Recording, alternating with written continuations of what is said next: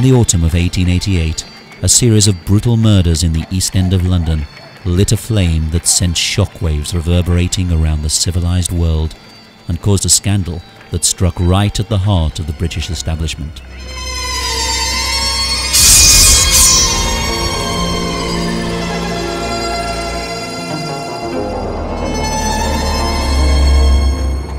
London in 1888 was the world's largest capital city. Queen Victoria sat upon the throne of England and ruled an empire that was ever expanding. She had recently celebrated 50 glorious years as monarch. Her subjects seemed confident, entrepreneurial and determined. The City of London, the financial boiler room that powered the empire and its expansion, reflected the supreme confidence of the age. Yet right on its doorstep lay the district of Whitechapel, a sordid, crime-ridden quarter where vice, violence and drunkenness flourished, and where 76,000 residents lived in abject poverty. The East End really was outcast London.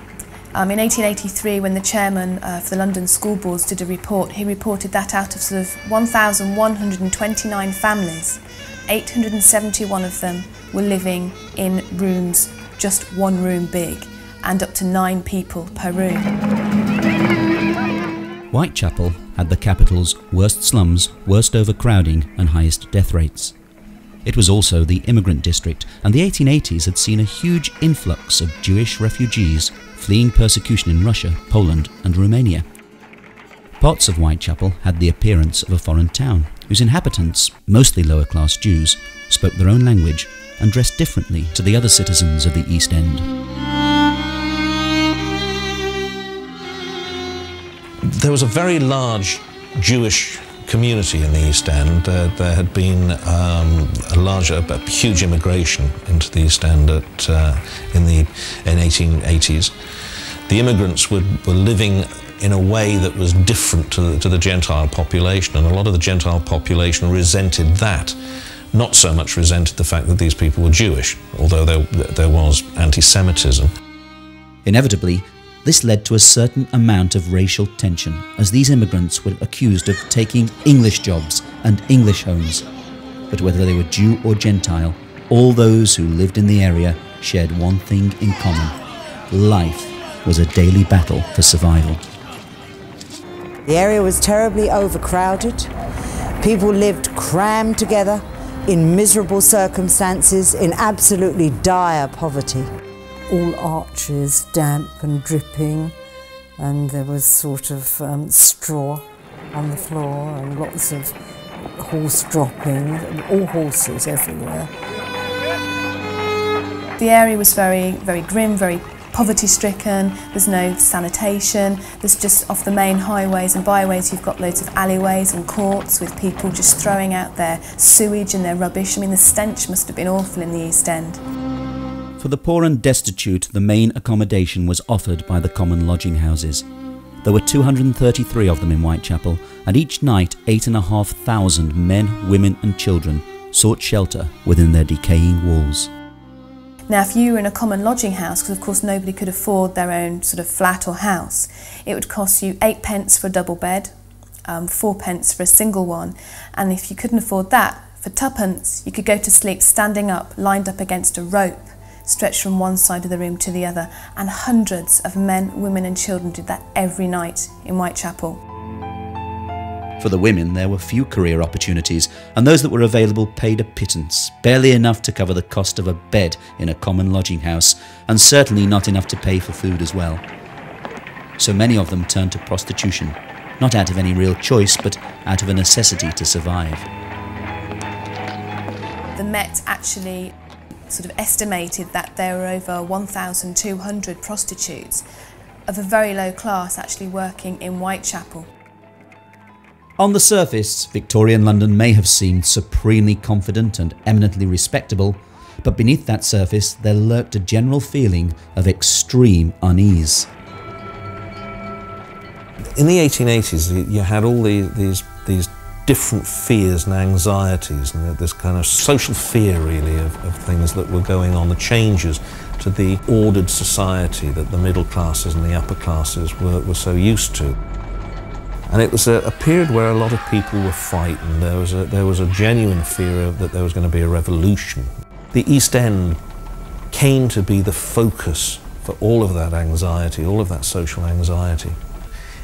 Jack the Ripper came along at just the right time, in just the right place, and he frightened people in the same way as all these other fears were frightening people. And so Jack the Ripper, in many ways, became the embodiment, the physical embodiment of all of those anxieties. If the Ripper could step across the border from the poverty-stricken, immoral East End and infect the rest of London, then so could all of these other kind of nebulous fears spill across and bring about an awful lot of social unrest and social change. But the fact is that it did penetrate the consciousness of the people in a way that an ordinary murderer hadn't done in the past and would never do again.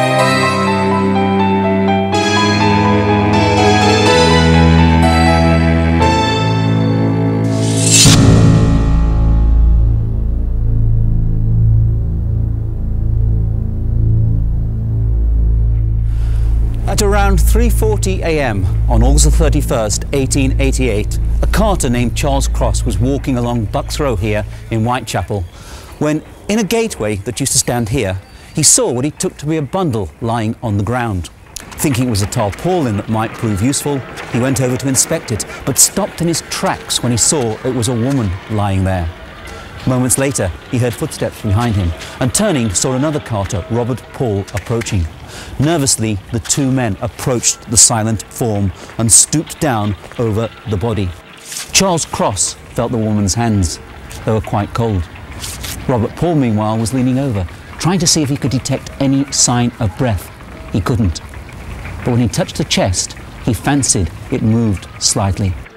"I think she's breathing," he told his companion, "but very little, if she is." Paul wanted to sit the woman up, but Charles Cross didn't want to touch the body any further. So they thought they'd wasted enough time at the scene, so they pulled her skirts down to cover her decency and went on their way, agreeing to tell the first policeman they met of their find. But what neither man had noticed in the darkness was that the woman's throat had been cut so savagely that her head had almost been severed from her body.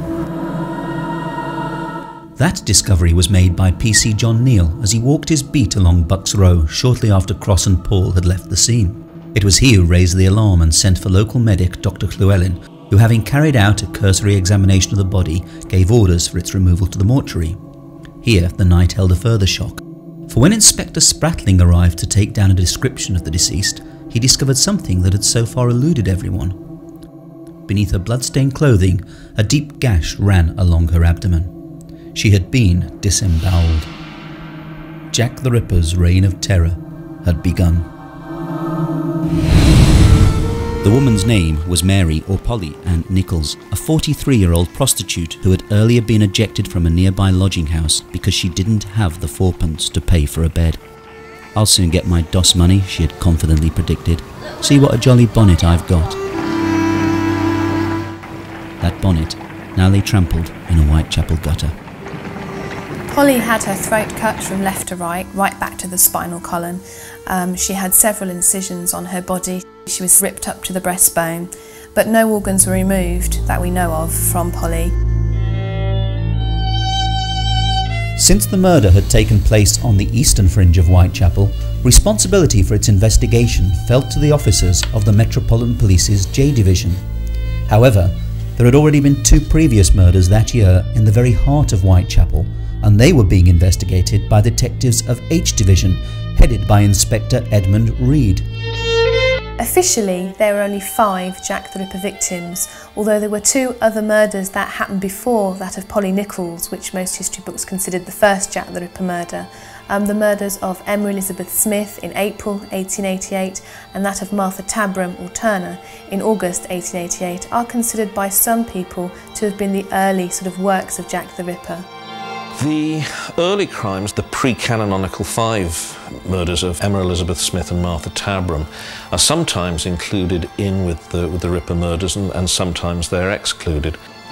Emma Elizabeth Smith almost certainly wasn't. She appears to have been the victim of a street gang, and why she was murdered or violated so badly that she died from the injuries isn't known. But she is unlikely to have been a Ripper victim. Whether or not the murders of Smith, Tabram and Nichols were the work of the same hand, 3 such gruesome killings in such close proximity, coupled with the local disquiet that the crimes were causing, led to the involvement of officers from the Metropolitan Police's headquarters at Scotland Yard. Their commissioner was Sir Charles Warren, an ex-military man who in the coming weeks would find his competence questioned in the newspapers on an almost daily basis. I don't think Sir Charles Warren was in the least bit incompetent. He was, and it has to be said that when he was appointed to be Commissioner of the Metropolitan Police, that the press at the time didn't think he was the wrong man for the job either. It was only as a result of his over-violent reaction to the Trafalgar Square riots in 1887 that the press, the radical press in particular, turned against him. On the very day of the Polly Nichols murder, Dr. Robert Anderson had been appointed the new Assistant Commissioner and head of Scotland Yard's Criminal Investigation Department, or CID. Dr. Robert Anderson, as he was at the time of the crimes, was the head of the CID. He was the Assistant Commissioner of Scotland Yard and was the man who would have had overall charge of how the Ripper crime was investigated. Unfortunately, Robert Anderson came to his post suffering from exhaustion, and his doctor ordered that he take an immediate holiday. So no sooner had he taken up office than he left London for Switzerland, and in his absence, overall responsibility for the investigation fell to Chief Inspector Donald Sutherland Swanson. As the detective with overall responsibility for the police investigation and for reading and assessing virtually every piece of evidence and information to do with the murders, Swanson would acquire an almost unrivaled knowledge of the case. With 3 murders now stirring up genuine panic in the neighbourhood, Scotland Yard sent in one of its finest detectives, Inspector Frederick George Aberline, a man who knew the East End of London and its underworld intimately. He would become one of the most important of the on-the-ground detectives. Inspector Aberline was a very respected policeman of the day. He was a man with a brilliant career in the East End of London, who just before the Ripper murders took place had been promoted to Scotland Yard. And when the Ripper murders were happening, he was transferred or moved back across to the East End to oversee the investigation on the ground in that area because he knew it so well. One of the problems facing the police was that the district where the murders occurred was one of the most crime-ridden and densely populated quarters of the Victorian metropolis. Often referred to as Darkest London or Outcast London, it was a slum-ridden warren of overcrowded dwelling houses where vice and violence flourished. But yes, it was a very rough area. Street crime, petty thievery. I mean, there were several streets known as the blackest of the black streets, including Thrall Street, where Polly Nichols was living at the time. And policemen wouldn't go down those streets unless they were in groups of 4. That's how rough these little streets were for street robbery.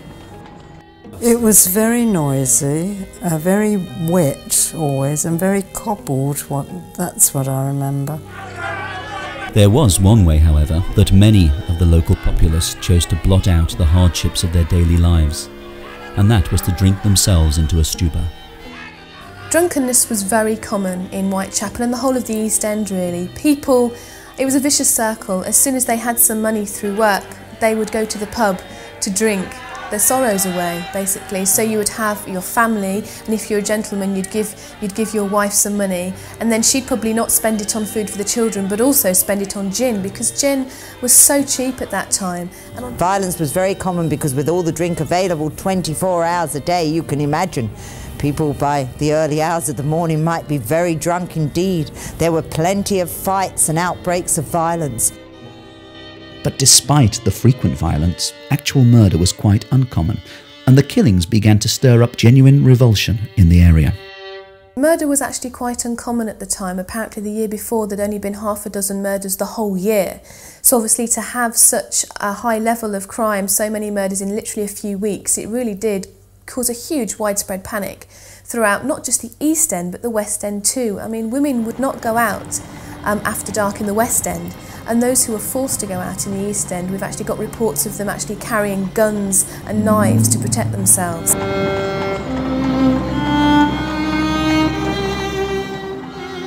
On the streets of Whitechapel, Reed and Abeline were in a desperate race against time to catch the killer before he struck again. And then their inquiries amongst the local prostitutes turned up a likely suspect in the form of a man whom the local streetwalkers knew simply as Leather Apron. Leather Apron was the name that was given to a man that the local prostitutes spoke about and claimed that he would try to extort money from them with threats of violence, and also had a knife. Desperate to find him, if only to eliminate him as a suspect, the police began door-to-door inquiries around the common lodging houses of the neighbourhood. But then their investigation suffered an unexpected setback when either local gossip or the unguarded comments of their officers brought news of their suspicions to the attention of the press. On the 5th of September, the Star newspaper ran an article that would terrify the local residents. That article proved frustrating to the police, who had hoped to keep their suspicions a closely guarded secret lest they alerted their suspect to the fact that they were looking for him.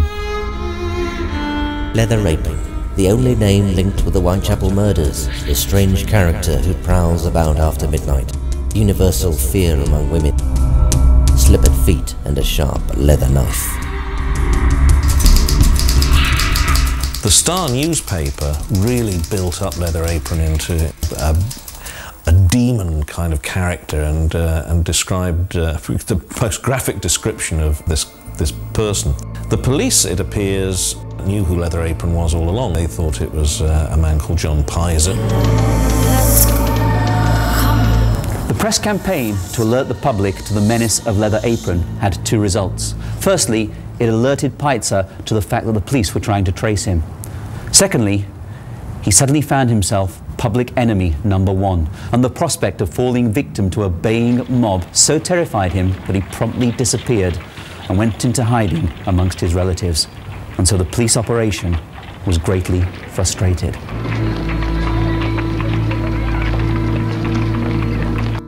The police reacted by adopting an arm's-length approach to journalists who, stung by this evident lack of trust, began grubbing around for any morsels of information that they could find.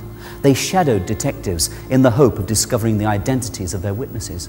They attempted to loosen the tongues of police constables with drink or bribes. Some even resorted to an almost comical approach to the news gathering, hoping to gain a sensational scoop for their newspapers. One particular case which is interesting, there was a journalist who dressed up as a woman and was walking around the East End hoping that he might be approached by Jack the Ripper. But so many policemen were out in disguise that a bobby on the beat went up to him and said, "Here, are you one of us?" And he explained that he was a journalist out there, and was promptly taken to the police station and detained for 2 hours and had to justify why he was wandering the streets dressed as a woman. The Leather Apron scare, however, had another more sinister effect on the area. The leather apron was the standard garment worn by a wide range of Jewish tradesmen, and egged on by lurid press speculation, signs of racial unrest began to surface in the neighbourhood. On the 7th of September, a journalist on the East London Advertiser sat down to pen his article for the next morning's edition. Referring to the murder of Mary Nichols, he wrote, The murderer must creep out from somewhere. He must patrol the streets in search of his victims. Doubtless he is out night by night, and unless a watch of the strictest order be kept, the murder of Thursday will certainly be followed by a fourth. And in the early hours of that same morning, after the journalist had written his chilling prediction, but before the newspaper had actually hit the streets, the Whitechapel murderer struck again.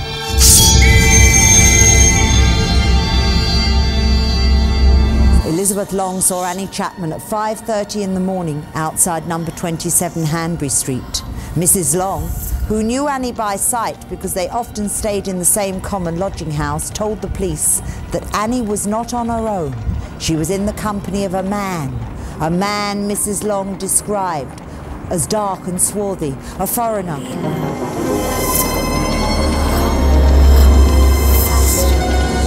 A little before 6 a.m. on the 8th of September 1888, John Davis, an elderly resident at number 29 Hanbury Street, came downstairs, walked along the narrow passageway and opened the back door. The sight that he saw shook him to his bones. Moments later, two workmen walking along Hanbury Street were suddenly startled when the door of number 29 burst open and a wild-eyed old man stumbled into the street. "Men," he cried, "come here." Nervously, they followed him down the passageway, and looking into the backyard, they saw the body of Annie Chapman lying between the steps and the fence. Annie Chapman's throat was cut in two places, sort of two sections of cutting. She'd been ripped up to the breastbone. The small intestines were taken out of the body and placed over her right shoulder, and then two smaller flaps from the lower abdomen were placed over her left shoulder. And there, in the corner of the yard, lay a freshly washed leather apron. The three previous murders had certainly caused disquiet in Whitechapel, but with the death of Annie Chapman, something happened. That disquiet gave way to panic and hysteria, as mobs began to turn their anger on anyone whom they thought might be responsible. The fact that a washed leather apron had been found so close to Annie's body led to anti-Semitism, and innocent Jews were threatened and abused by angry crowds. It soon transpired that the leather apron found at the scene of the murder belonged to one of the residents of number 29 Hanbury Street and was not in any way connected to the murder or the murderer. This knowledge, however, did little to quell the racial unrest. As one newspaper reported, a touch would fire the whole district in the mood in which it is in now. It was a widely held belief in the area that the authorities cared little for the fates of those who lived hereabouts. The inadequacy of local policing had long been a bone of contention, and the fact that the Home Office point-blank refused to sanction a reward for information that might lead to the killer's identity rankled with the local residents.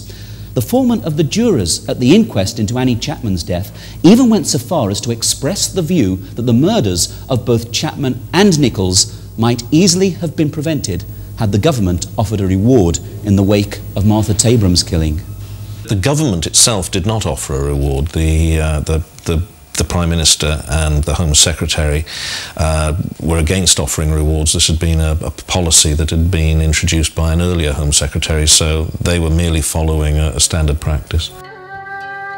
Anxious to assist the police investigation, several local residents began their own private endeavours and formed vigilance committees in the hope of bringing the killer to justice. The vigilance committees are an important part of the Jack the Ripper case. They did have certain beats and they had their own patrols, but the most important of all of the vigilance committees was that run by the President, George Lusk, and the sort of Mile End committee formed on the 10th of September 1888.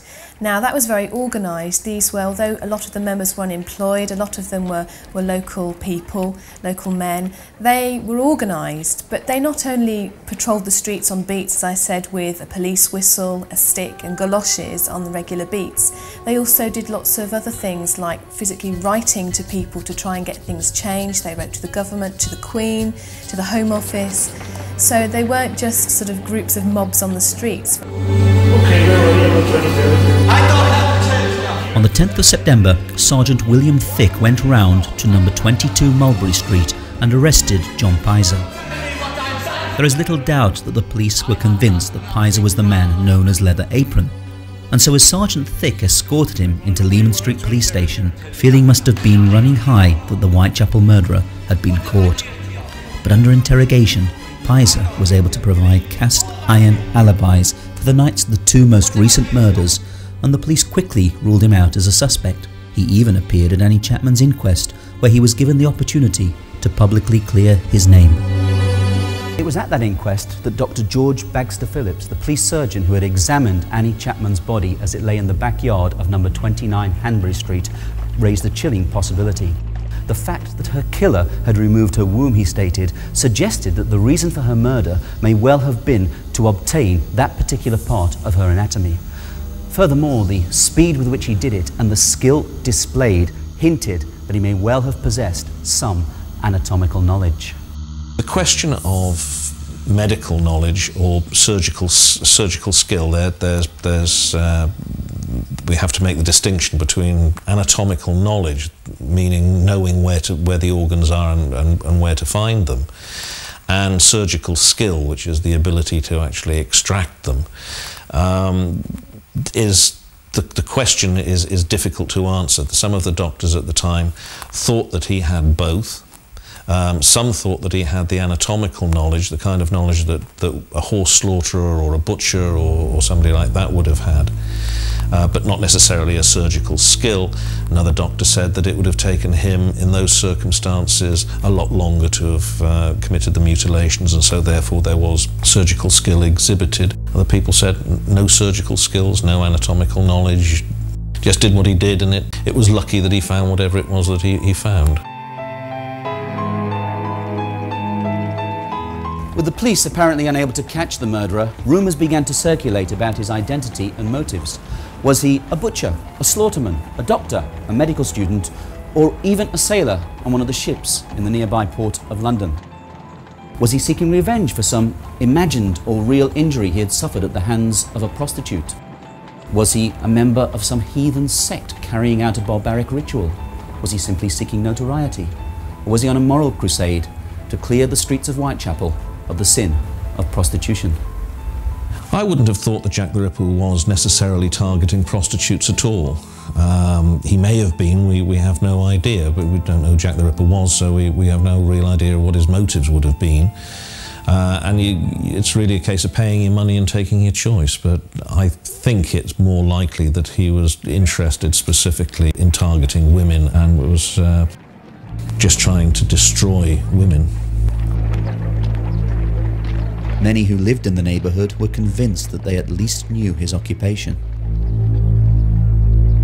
There was a rumour going around Whitechapel that he might have been a slaughterman, for the simple reason that there were many slaughterhouses in Whitechapel that were active in the early hours of the morning. Meat was being killed, fresh, for there was no refrigeration. So it would be killed in the early hours and put in the butchers at 6 a.m. And let's face it, slaughtermen wore large leather aprons that would be heavily stained with blood. What a perfect disguise for Jack the Ripper. Maybe he was even one of those himself. Let's face it, dressed like that, he could wander the streets of Whitechapel like he was invisible. The police themselves were rapidly coming round to the view that the murderer was probably a lunatic and that he possibly possessed surgical knowledge.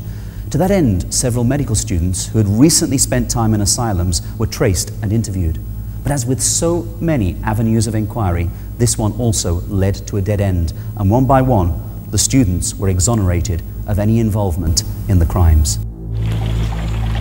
The beleaguered police officers were now coming under increased criticism from the press and public alike for their inability to catch the killer. But was that criticism justified?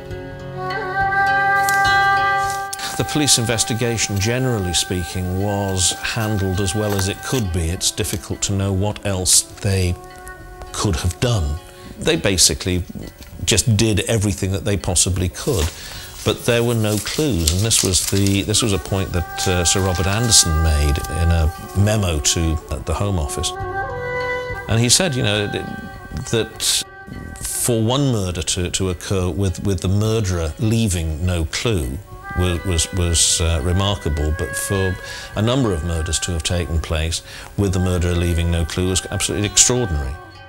On the 24th of September, George Bernard Shaw wrote to the Star newspaper and offered his own intriguing theory for the killer's motives. Sir, will you allow me to make a comment on the success of the Whitechapel murderer in calling attention for a moment to the social question? Private enterprise has succeeded where socialism failed.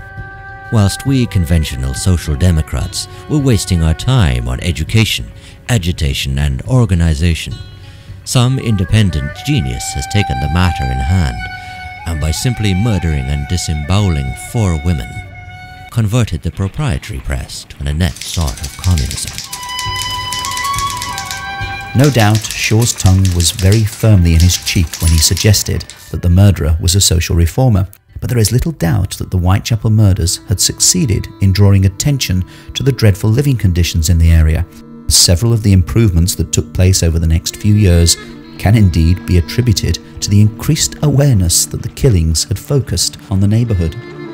Although Abberline and his colleagues were convinced that they were dealing with a lone assassin, their investigation was hampered by the very nature of the crimes and by the fact that his victims were all prostitutes. He struck in the dead of night in out-of-the-way places. As far as can be ascertained, there was no motive aside from the grim satisfaction of mutilating his victims. He was able to prevent those victims from crying out and thus alerting attention to their plight.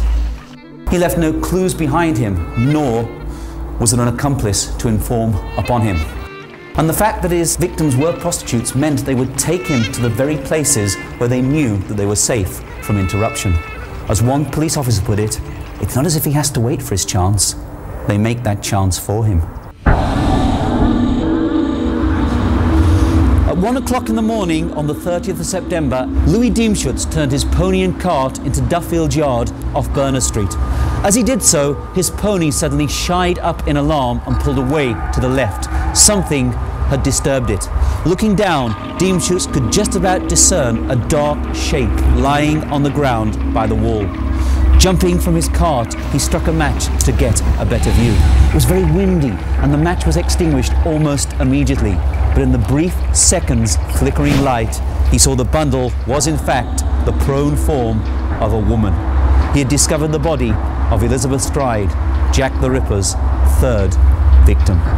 Elizabeth Stride, also known as Long Liz in the area, some historians call her Lucky Liz because she only had her throat cut. There was no anatomical mutilation, so it's only a throat cut.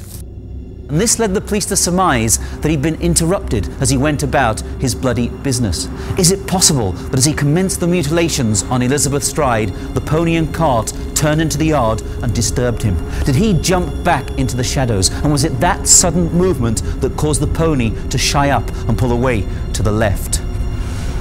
And then crucially, in the days that followed the murder, a witness came forward who may well have seen Elizabeth Stride in the act of being murdered. Israel Schwartz turned into Berner Street and he was walking just a short way behind another man. And up ahead was a woman standing in the gateway of a socialist club. And he saw this man approach the woman. They exchanged words. Then there was an altercation. He was violent with the woman. He threw her to the ground. Israel Schwartz crossed the road and walked on, trying to get away from what he thought was a piece of domestic violence going on. He subsequently identified the body of Elizabeth Stride, and the probability is that the man that he had followed up the street was the person who killed Elizabeth Stride. So he probably saw the murderer. As the body of Elizabeth Stride was being discovered, a prostitute by the name of Catherine Eddowes, who had earlier been arrested for drunkenness, was being released from Bishopsgate Police Station. As she left the building, she turned to a police officer and spoke her last recorded words. "Good night, old cock," she called, and went off into the night. A little after 1:30 a.m, 3 Jewish gentlemen, Joseph Lewender, Joseph Levy and Harry Harris, left the Imperial Club on Duke's Place in the City of London.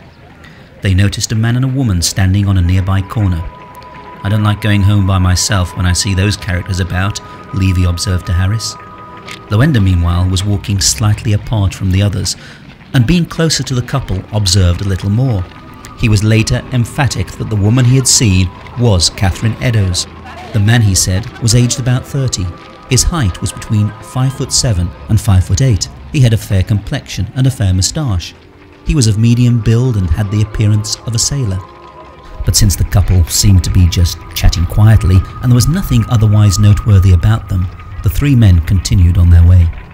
It's entirely possible that Joseph Lavender did see the Ripper, but he only got a very brief glance at the man, and it wasn't even totally certain that the man he saw was talking to Catherine Eddowes. At 1:45 in the morning, PC Watkins of the City Police walked his beat here into Mitre Square. The only noise he heard was the sound of his own footsteps. He'd walked this way 15 minutes previous and found the square to be quite deserted. Little now seemed to have changed as he shone his lantern into the square's dark recesses. But when the beam fell upon the spot in the square's south corner, it illuminated a horrific sight: the mutilated body of Catherine Eddowes. The injuries that Catherine sustained were really horrific in Mitre Square. She had her throat cut from left to right back to the spinal column. The murderer then ripped her up to the breastbone, disemboweled her, took away her kidney. He then placed her intestines over the shoulder. But not only that, to her body he actually disemboweled her, of course, which happened to most of the victims, but it was her facial injuries which were sort of really notorious, because he cut off the section of her nose, he partially severed her ear, he slashed her face continuously, and then also had V-shaped triangular flaps underneath her eyes, just there. In Mitre Square, the murderer had crossed the boundary and struck in the City of London, the financial square mile. And this meant that another police force now became officially involved in the investigation. The Ripper crimes were investigated chiefly by two forces, and that's the City of London Police, which is responsible for the square mile, the business heart of the capital, and then the Metropolitan Police, which is referred to as Scotland Yard generally, but is the Metropolitan Police which has responsibility for the rest of London. Although the previous murders had actually taken place on Metropolitan Police territory, the City Police were already active in the hunt to find the killer. Major Henry Smith, the acting City Police Commissioner, had given instructions that extra plainclothes detectives were to patrol the city's eastern fringes where it bordered with the East End of London. And at the exact moment when Catherine Eddowes was being murdered in Mitre Square, 3 city detectives were searching passageways just a few streets away. And yet the killer had succeeded in striking right under their noses and had then melted away into the night. But in fairness to the police of both forces, the murderer was greatly aided by the layout of the area. In early September, Inspector Henry Moore of the Metropolitan Police's H Division had given an interview to an American journalist and had explained how the murderer's apparently miraculous escapes from the scenes of his crimes were in fact greatly assisted by the Warren-like complexity of the Whitechapel streets and alleyways. My men formed a circle around the spot where one of the murderers took place, guarding, they thought, every entrance and approach, and within a few minutes they found 50 people inside the lines. They had come in through 2 passageways which my men could not find, and then these people never locked their doors, and the murderer has only to lift the latch at the nearest house and walk out through it and out the back way. But with the trail from Mitre Square apparently still fresh, the City Police set off in pursuit of the killer. And this night we know exactly which direction he went in, because on this night the Whitechapel murderer left behind a clue. At 2:55 in the morning, PC Alfred Long turned into Goulston Street, and in a doorway of Wentworth dwellings he found a clue. A piece of blood-stained apron. It had been taken from Catherine Eddowes' body. The murderer had used it to wipe the blood from his hands and from the blade of his knife. It is a clue because it answers a vital question concerning the killer's appearance as he fled the scenes of his crimes.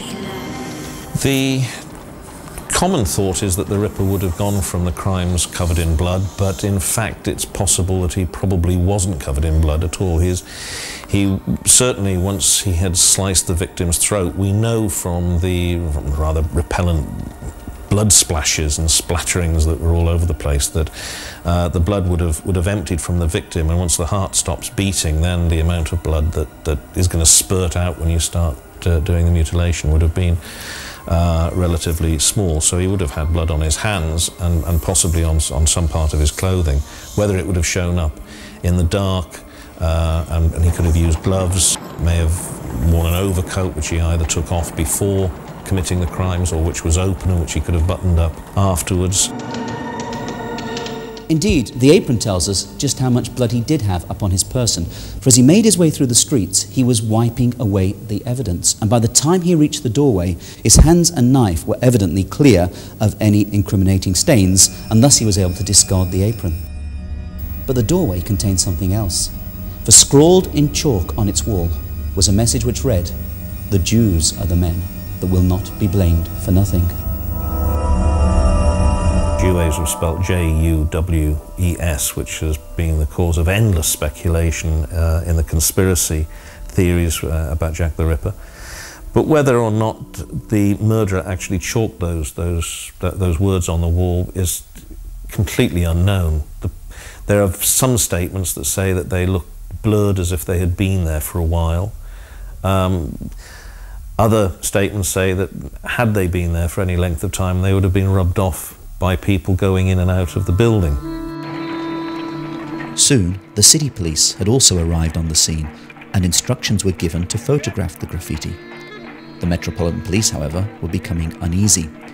The anti-Semitic unrest that had followed Annie Chapman's murder was still fresh in their minds, and they genuinely feared the consequences that might result when the East End awoke to news of 2 further murders. As dawn began to break, the Metropolitan Police became anxious to erase the message. A city policeman suggested that only the top line, "The Jews are," be erased. But this was Metropolitan Police territory, and when Sir Charles Warren arrived on the scene, he was in no mood for compromise. At 5:30 a.m, in what would prove a highly controversial move, he ordered that the writing be rubbed out before any photograph of it could be taken. He elected to have the words rubbed out, chiefly because he didn't think that there was any way that they would be able to mask those words from the general public, who would soon be thronging that area for the famous Petticoat Lane market.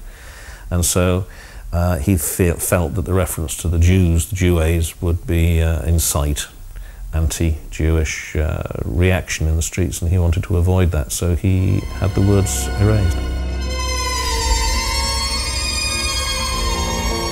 With the break of day on the 30th of September, the Whitechapel murderer had succeeded in killing 2 women right under the noses of 2 police forces, and had left their senior officers baffled, bickering, and totally frustrated. Nothing was more apparent than their utter defeat and humiliation. News of the double murder crackled through the metropolis like wildfire. Thousands of sightseers flocked into the area and blocked the approach to Mitre Square. Berners Street, meanwhile, was said to have been like a sea of heads from end to end. Those who had houses or businesses that overlooked the murder sites openly charged admission for ghoulish spectators to gaze down upon the crime scenes. You had lots and lots of people coming in from elsewhere, other parts of London, even coming along from the provinces, and there are press reports about lots of coaches and carriages arriving and bringing people to look at the streets. There were lots of vendors and street vendors and hawkers out on the street selling everything from cheap cereal books and pamphlets through to fruit and any other kind of comestible to service the crowds of the people that were gathering at the murder sites and other places. There was almost a kind of carnival atmosphere going on at times in Whitechapel as a result of the murders. Press criticism of the police increased. The Star went so far as to accuse the entire force of being rotten to the core. The Daily Telegraph, meanwhile, attacked the notorious and shameful shortcomings of the detective department, whilst the East London Advertiser lamented that there was no detective force in the proper sense of the word in London at all. On the 2nd of October, at a demonstration by the unemployed in Hyde Park, a huge banner expressed the feelings of many Londoners. It read simply, "The Whitechapel Murders. Where are the police?" The police were in fact rigorously pursuing their investigations, albeit they had adopted a policy of guarded secrecy to prevent their lines of inquiry from becoming public knowledge. One of Sir Charles Warren's first actions in the days that followed the double event was to order extra police into the district. Detectives went about in disguise, some, it is rumoured, even dressed up as prostitutes. Door-to-door inquiries were carried out around the common lodging houses, and over 2,000 residents were questioned. 80,000 handbills were distributed around the streets, asking that any suspicious person be reported to the police. 76 butchers and slaughterhouses were visited, and the characters of their employees ascertained. Even sailors from the nearby docks were investigated. Yet despite this thoroughness, the killer continued to remain at large. I don't know that the police could have done much more. They didn't have any kind of technology that we have today. Their forensic science was in its infancy. There was nothing really they could do. All they were in a position to do was to just wait and hope to catch the murderer, hope that there would be some clue that would reveal the killer, or hope that somebody who they thought must have had suspicions about a relative or somebody would actually turn that person over to the police. In most cases, then as now, most crimes are committed by somebody that is known to the victim. The murder victim is usually killed by somebody they know. When it's a random killing and they don't know the killer, there is nothing to connect the killer with the victim, and consequently, unless some sort of clue is left or there are witnesses, but even if there are witnesses, you've still got to catch the guy before you can confront him with the witness. So what they were looking for were clues that would lead to the killer, and he didn't leave any. So the only thing that they could really do was to flood the area with police and just hope that the next time he killed somebody there would be policemen around who would be able to catch him. But that didn't ever happen, and so the Ripper got away.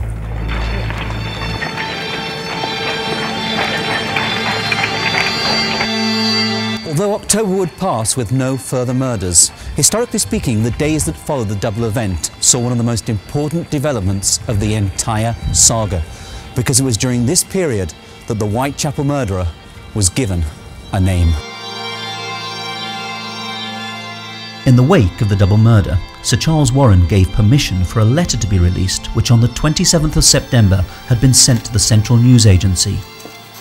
Written in red ink and addressed to the boss, it boasted in mocking terms, "Dear boss, I keep on hearing the police have caught me, but they won't fix me just yet.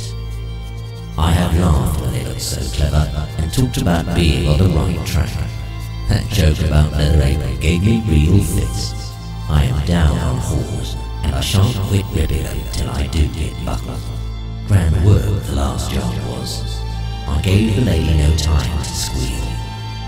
How can I catch me now?" Chillingly, the letter was signed Jack the Ripper. The police obviously thought the Dear Boss letter did come from the murderer because they reproduced it on huge bill posters and plastered those all around London, so they obviously thought it was genuine. A lot of people actually today, historians-wise, believe what the later police officials believe, that it was actually written by an enterprising journalist. The Dear Boss letter almost certainly wasn't from Jack the Ripper. It's highly unlikely that the murderer involved himself in the Ripper investigation or injected himself into the Ripper investigation in that way at all. The release of the Jack the Ripper letters proved to be a disastrous mistake. The resultant publicity did nothing to unmask the killer, nor for that matter, the letter's author. What it did do, however, was inspire imitations, and the police found themselves swamped by a wave of bogus Jack the Ripper correspondence. All this had to be read, assessed, and wherever possible, followed up. Thus the resources and time of the already overstretched detectives was wasted.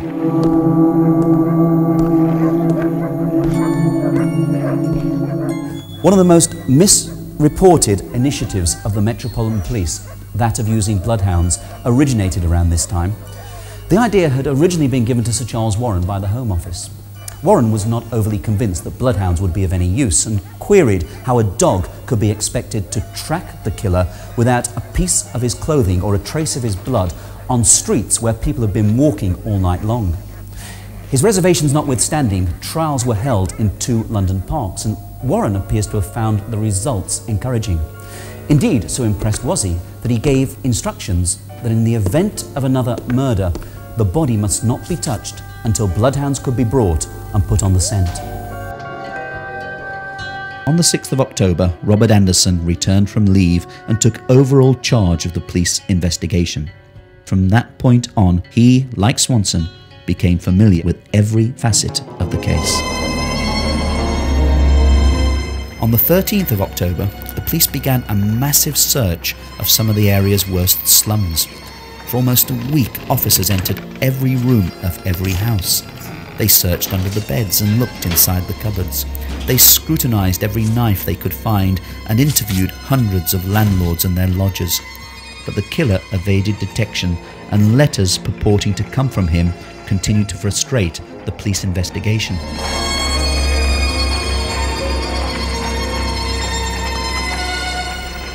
Of all the correspondence sent in the wake of the original Jack the Ripper missive, one letter has been the subject of intense debate ever since. On the 16th of October, Mr. George Lusk, president of the Mile End Vigilance Committee, received a small cardboard box in the evening mail. He opened it, and there inside was a letter written in red ink and addressed from hell. Wrapped inside it was half a human kidney. The letter read, "Sir, I send ye half the kidney I took from one woman, preserved it for ye. T'other piece I fried and ate. It was very nice. I may send you the bloody niff that took it out, if you only wait some while longer.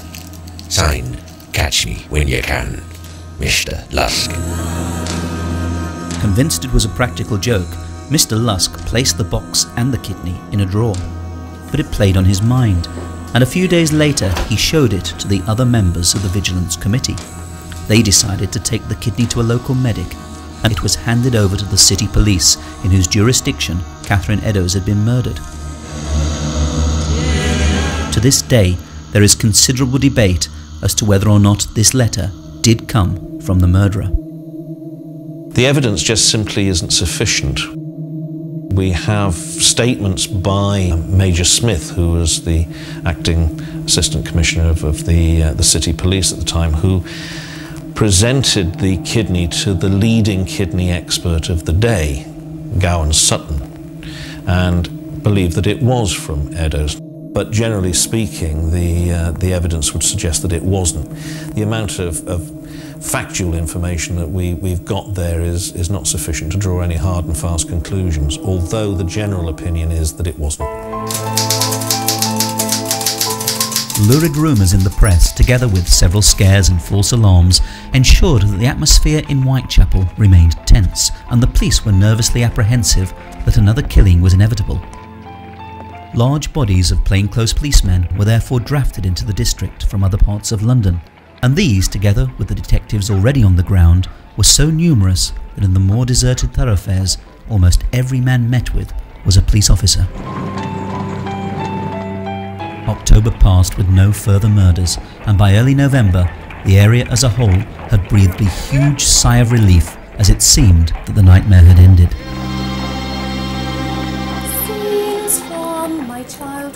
In the early hours of the 9th of November, 25-year-old Mary Kelly was heard singing in her room at number 13 Miller's Court. A little before 2 a.m, a casual labourer named George Hutchinson met her on Commercial Street. She asked if he would lend her sixpence. He told her that he had no money. Observing that she'd just have to find it some other way, Mary Kelly continued along the street. A man coming from the opposite direction tapped her on the shoulder. She turned and spoke with him. They started laughing, and Mary Kelly took the man by the arm and led him back along Commercial Street, walking straight past Hutchinson. He later recalled how the man stared at him in a sinister fashion. Mary Kelly led the man along Dorset Street and into Miller's Court. Hutchinson waited outside for 45 minutes, but when nothing happened, he left the scene.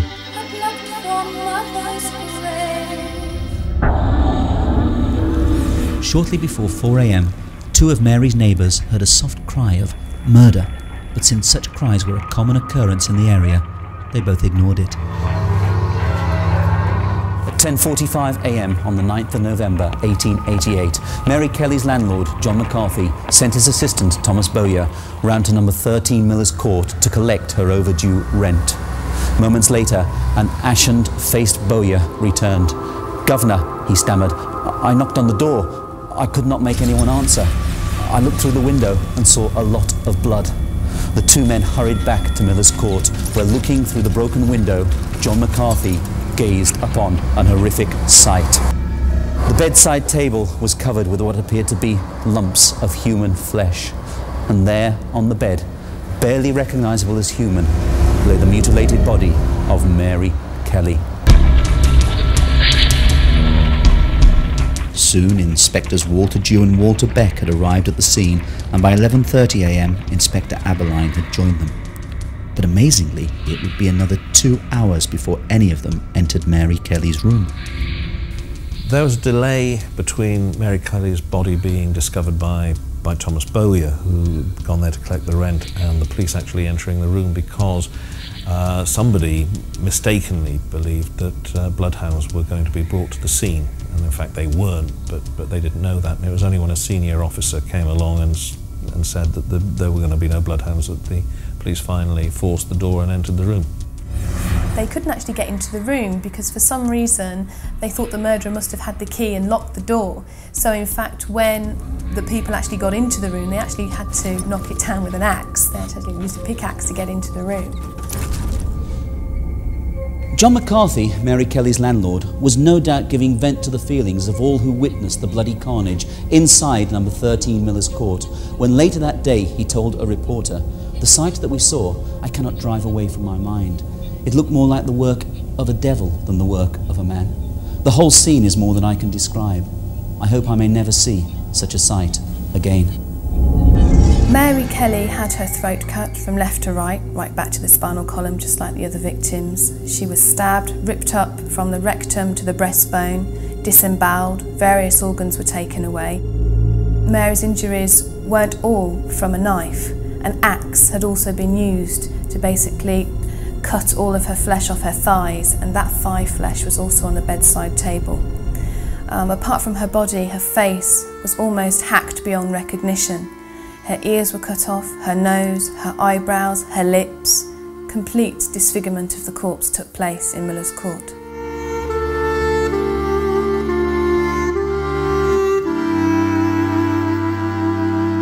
The day, however, held a further surprise for the beleaguered detectives, because they went about their by now familiar routine of searching for clues and suspects.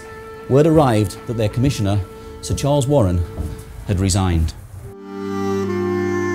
Sir Charles Warren had tendered his resignation several times over his term of office, and had resigned sometime before the last murder. It just so happened that the resignation was accepted just before the murder took place, and that he left office on the day that it happened. He hadn't in fact gone. He still remained Commissioner of the Metropolitan Police because he hadn't been replaced. Nobody had been appointed in his stead. The week that followed Mary Kelly's murder saw an intense flurry of police activity. A hasty inquest was held on Monday the 12th of November and was brought to a close that same day, probably at the request of the police, in order to starve the press of the salacious gossip and gory detail of which they had made so much during the protracted inquests into the previous murders. The number of plainclothes officers in the area was increased from 89 to 143, and these men patrolled the streets of Whitechapel once darkness had fallen. Meanwhile, the Home Office authorised Sir Charles Warren, who despite his resignation still remained at his post, to issue a notice offering a pardon to any accomplice who would give information that would lead to the discovery and conviction of the killer. And the fresh panic that was now gripping the capital even snapped the patience of Queen Victoria, who fired off an angry missive to her Prime Minister, Lord Salisbury. Queen Victoria had an active sort of interest in this case right from the beginning, really. She actually had various petitions sent to her throughout the investigation by various groups trying to get things done. But actually after the double murder, she actually telephoned the Home Office to express her shock and to try and get information from them. And she telegrammed her Prime Minister the day after Mary Kelly's murder, and he says this new, most ghastly murder shows the absolute necessity for some very decided action. All these courts must be lit and our detectives improved. So she obviously really had a passion for this case to try and stop these murders from happening and to try and catch the perpetrator. At noon on Monday the 19th of November, the bell at St Leonard's Church in Shoreditch began to toll a morning knell as a coffin of elm and oak was carried out of the gates in front of a crowd some several thousand strong. Men and women alike could barely control their emotions as the funeral procession set off for St Patrick's Roman Catholic Cemetery in Leighton.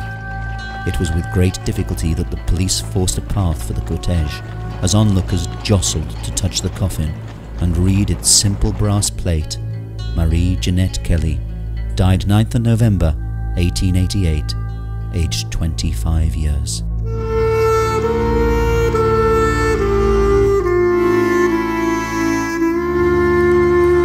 What nobody could have realised as Mary Kelly was laid to rest was that in Miller's Court, Jack the Ripper had performed his swan song. That knowledge would be the knowledge of hindsight. In the weeks that followed, the panic and fear that had gripped the neighbourhood throughout the autumn began to abate as the residents turned their attentions once more to their everyday struggle for survival, and the press began to focus on other matters and other areas. It's noticeable that in the case of Mary Kelly, when all the theorising and all the story and all the inquest had finished, it's almost as if somebody had just switched off a switch and the whole interest in the case just suddenly virtually died, and it was revived over the next few years every now and again. But after that one flurry, that one burst of press interest, the whole thing died. Over 100 years have now passed since the so-called Autumn of Terror, and easily as many suspects have been put forward as likely perpetrators of the crimes. Some are just downright ridiculous. Others seem highly possible, but lack the elusive grail of cast iron proof. Today, as many books have shown, it is possible to put just about anybody into the frame and then build a plausible sounding case against them. The truth is that if we're to stand any chance of solving the mystery, we must put the crimes back into the context of the age and the streets in which they occurred. Then, and only then, do you stand any chance of solving what is without doubt the world's greatest whodunit. And one of the first problems to face the budding ripperologist is exactly how many of the Whitechapel murders were at the hands of Jack the Ripper. Officially, there were only 5 Jack the Ripper victims, although there were 2 other murders that happened before that of Polly Nichols, which most history books considered the first Jack the Ripper murder. The murders of Emma Elizabeth Smith in April 1888 and that of Martha Tabram or Turner in August 1888 are considered by some people to have been the early sort of works of Jack the Ripper. So officially there's only 5, but there may have been 2 others before that. And there were a couple of copycats later on in 1889 and sort of later, Alice Mackenzie and Francis Coles. In the century and more since the murders occurred, the Victorian police have been subjected to a constant barrage of criticism owing to their apparent inability to catch the killer. This is largely undeserved. They were, after all, hampered by a lack of modern investigative techniques. DNA profiling, forensic science, even fingerprinting were not established forms of police procedure. And can we, in all honesty, say that modern methods would have fared any better against a lone murderer who is not known to his victims and who leaves no clues behind? Indeed, it can be argued that, given the resources available to them, Inspector Aberline and his fellow detectives did a first-rate job. And let us not forget that if, as seems likely, Mary Kelly was Jack the Ripper's final victim, then something most certainly happened to the killer when he left behind the bloody carnage at Miller's Court. The fact is, the murders stopped for a reason, and the only reason can have been that something happened to the murderer to stop him killing. Was he caught? Did he die? Was he incarcerated in a lunatic asylum? Murderers like this don't give up. Murderers like this continue, unless they are caught. A number of senior officers are on record as having said that, or having favoured certain suspects as being Jack the Ripper. Most famously, there is Sir Robert Anderson and Donald Sutherland Swanson. In 1910, Sir Robert Anderson, as he had then become, wrote his memoirs entitled The Lighter Side of My Official Life, and in those memoirs he states the following. Undiscovered murders are rare in London, and the Jack the Ripper crimes do not fall into this category. I am almost tempted to disclose the identity of the murderer, but no public benefit would result from such a course. In saying that he was a Polish Jew, I am merely stating a definitely ascertained fact. I will merely add that the only person who ever had a good view of the murderer unhesitatingly identified the suspect the instant he was confronted with him, but he refused to testify. So, not only does Anderson say that the police caught Jack the Ripper, he also claims that there was a witness who had seen the face of the murderer. But who was that witness? Well, it can only have been one of two people. Either Israel Schwartz, who saw the man attack Elizabeth Stride, or Joseph Luenda, who saw Catherine Eddowes talking with the man outside Mitre Square. I would personally say that it was Israel Schwartz, because Anderson also said that this man was the only person to have got a good view of the murderer. And Lavender only had a passing, took a passing look at the man that he saw, and really didn't pay very much attention at all, and consistently said afterwards that he would not be in a position to identify the man if confronted with him. Sir Robert Anderson presented a copy of his memoirs to his old colleague and fellow Ripper investigator, Donald Sutherland Swanson. In the 1980s, Swanson's grandson gave that copy to the Daily Telegraph. Pencilled notes that Swanson had scribbled into the margin of the book certainly made for interesting reading and brought modern-day Ripper investigators considerably closer to identifying Anderson's suspect. And he says the suspect was called Kosminski.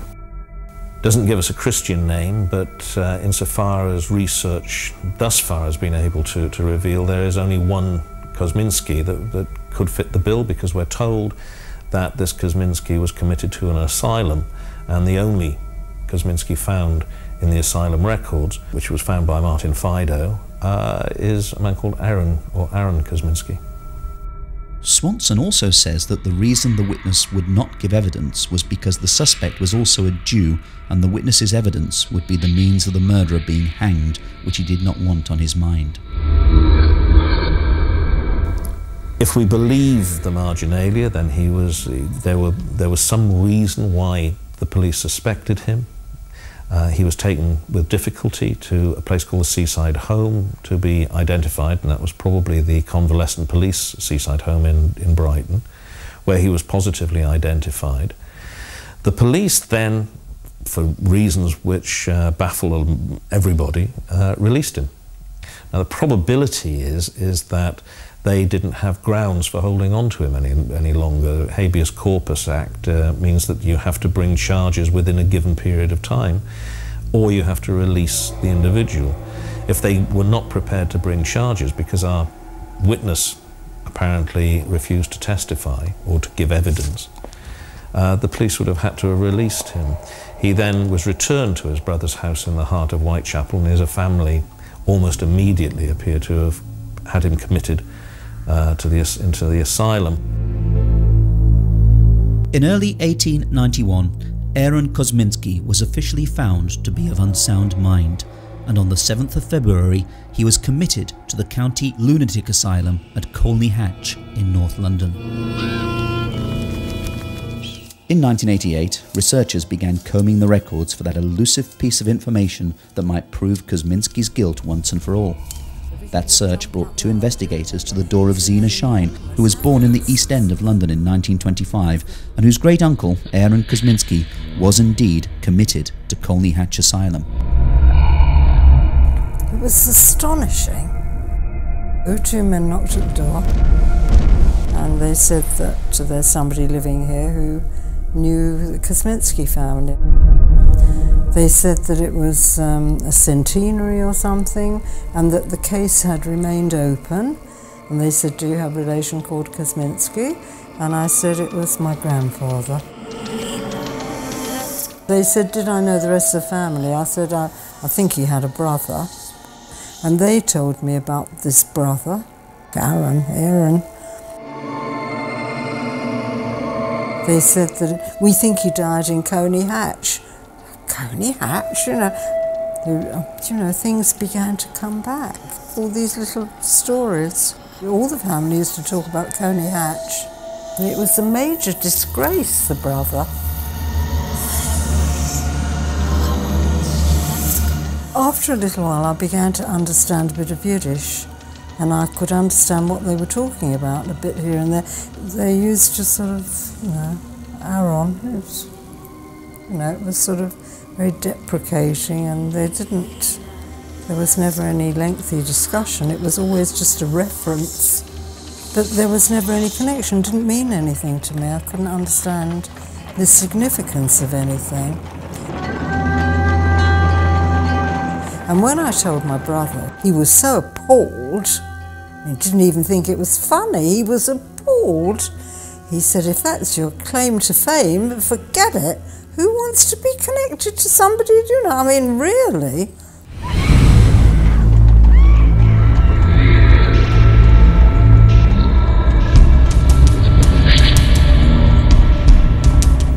And so we find ourselves today in the position of probably knowing more about the major suspect than the majority of the detectives at the time knew.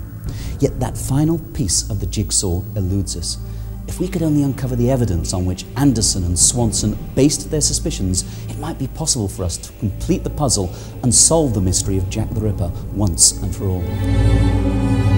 Unfortunately, many of the papers relating to the Jack the Ripper investigation have either been destroyed or else have disappeared from the official files, and without them it is impossible to establish the guilt of one particular suspect above all others.